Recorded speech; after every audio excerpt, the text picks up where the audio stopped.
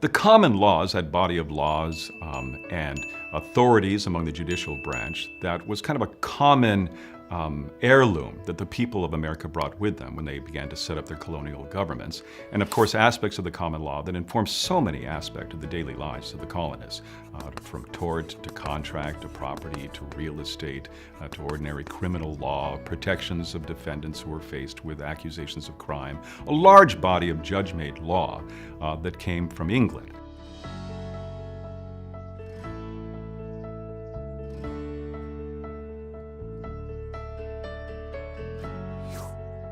Now, under the common law, even if these rules and regulations were developed by the courts, they were always subject to change or abrogation or modification by Parliament itself. Parliament always had ultimate control over the common law because Parliament, of course, represented the will of the people themselves. Rules then that developed under common law reflected the idea that the government, when it sits, reflects and sits as the people themselves.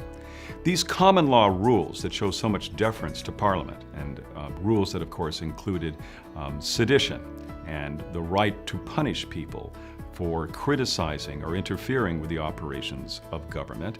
The reason why those rules were there is, of course, government in a parliamentary system represented the people themselves. So to criticize the crown or to criticize the government, you were actually criticizing the people of England. That wasn't the way rules and ideas developed under the American system.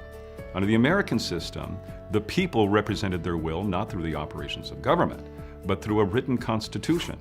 The people stood apart and stood as judges over their government.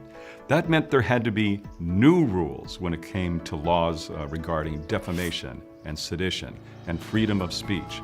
Common law rules and methodologies that might be appropriate in a parliamentary system were not clearly at all going to map onto what was happening under the American system.